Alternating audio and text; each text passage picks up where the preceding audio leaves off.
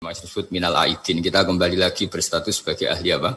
Surga. Dan itu dimulai dari saling memaafkan. Karena yang menghalangi masuk surga itu hak adami. Manusia itu kan paling kikir untuk memaafkan orang lain.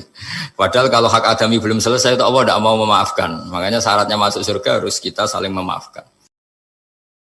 Ini bukan pemanasan karena acara ini acara halal bihalal, tambah adem.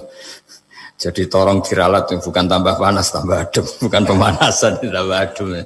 Relax saja. Begini ya, karena yang diutarakan Pak Kures tadi sudah luar biasa. Saya hanya membantu referensi di antara ciri wali Allah itu asyafaqah alal khalqi kullihim. Punya empati, punya kasih sayang ke semua makhluk. Bahwa takdir kita ada perbedaan itu ya wajar, tapi bahwa definisi itu nyata. Tadi beliau menyebut termasuk satu saudara atau satu komunitas dengan makhluk-makhluk Allah yang lain.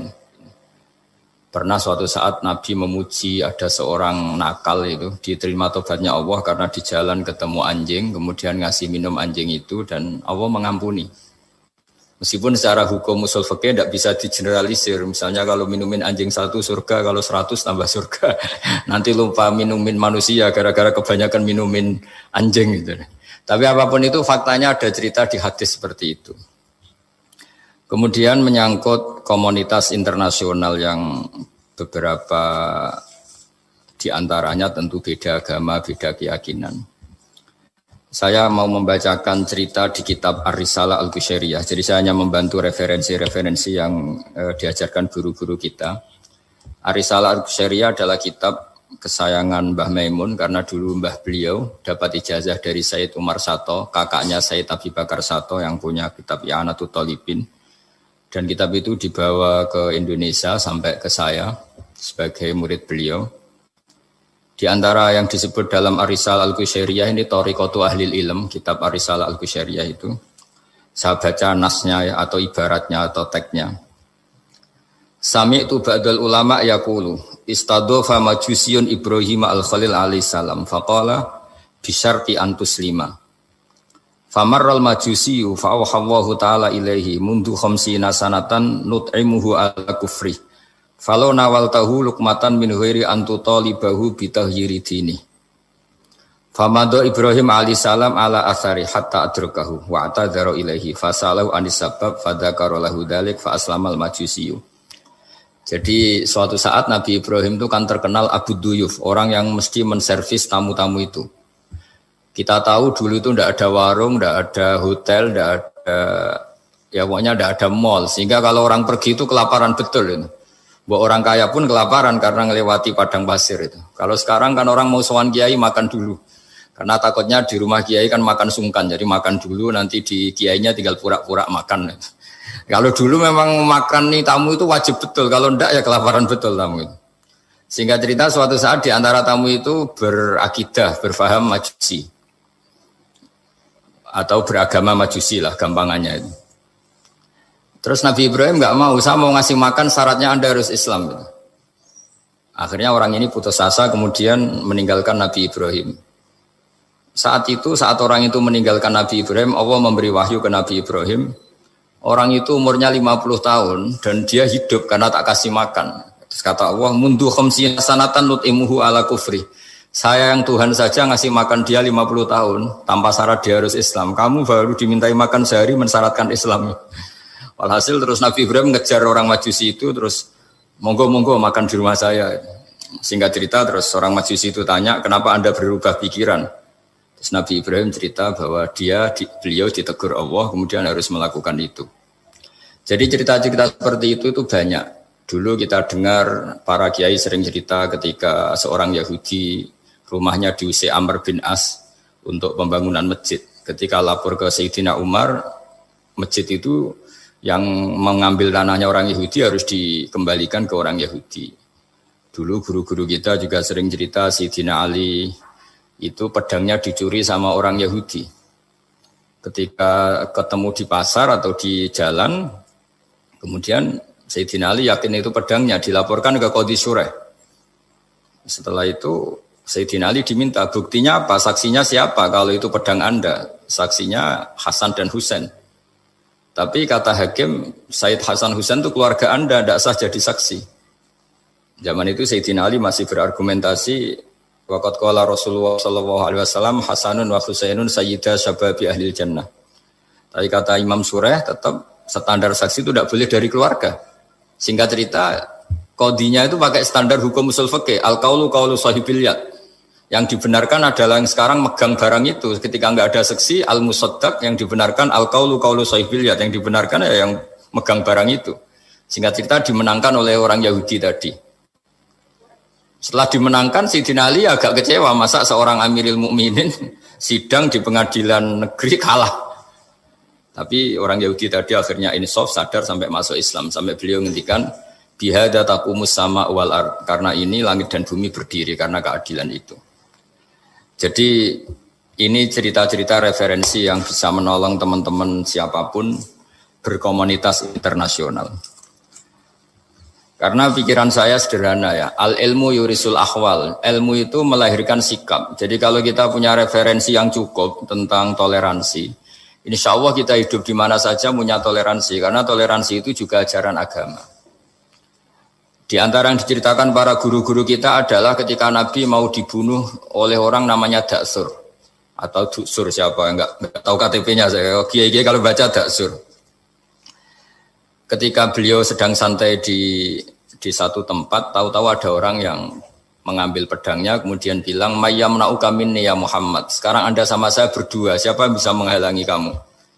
Nabi dengan rileks menghentikan Allah. Kemudian si Daksur ini gemetar, pedang jatuh, kemudian diambil Nabi. Sekarang ya Daksur, mayyamna'uka minni, yang bisa menghalangi kamu siapa? Orang itu bilang, la ahada, tidak siapapun.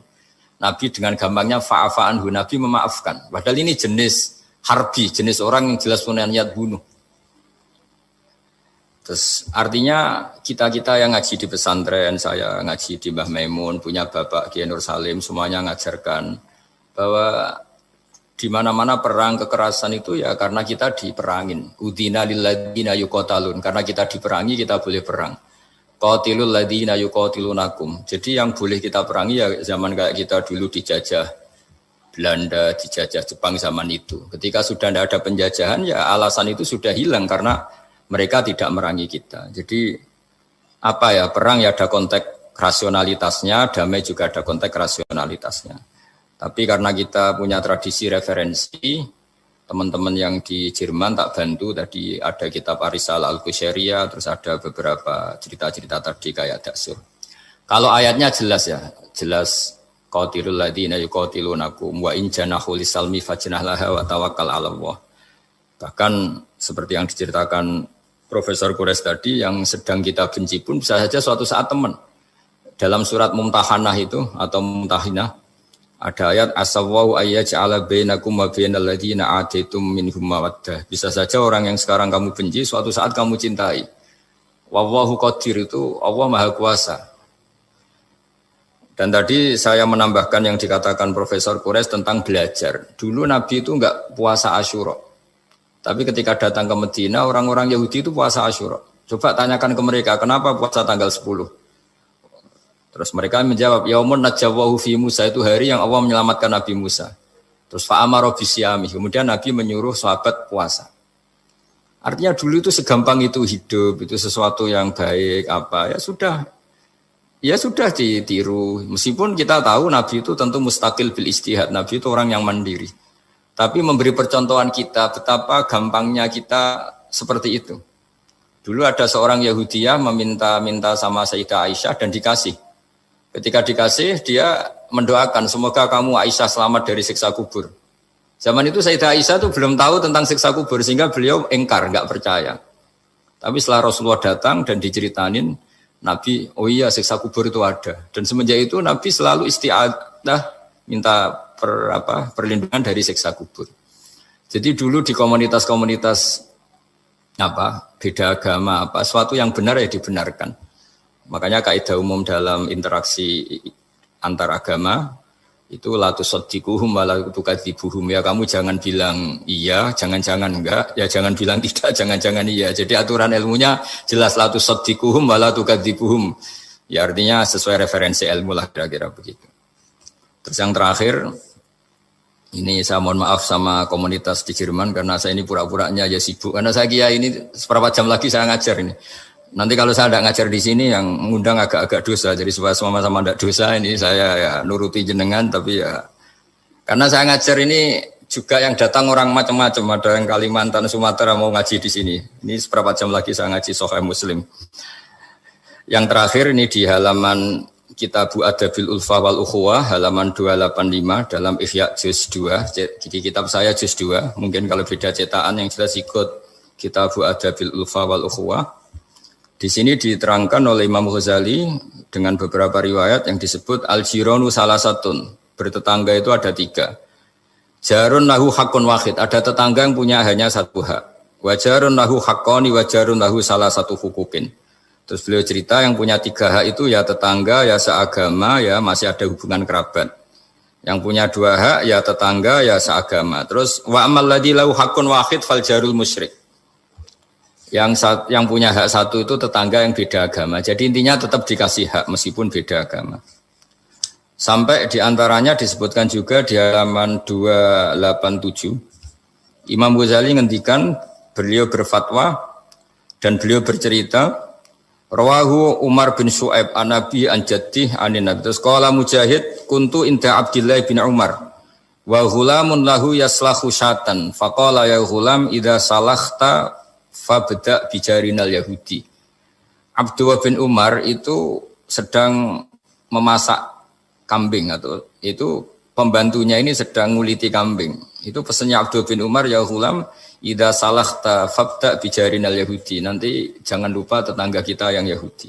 Ini di Ihya halaman 287. Hanya cerita kebaikan. Jadi cerita-cerita perang itu ya karena kita diperangin, tapi ya kalau kita dibaikin ya baik, itu ajaran Islam. Hatta qala dzalika miraron. Faqala lahu lima taqulu hadza. Ini pembantu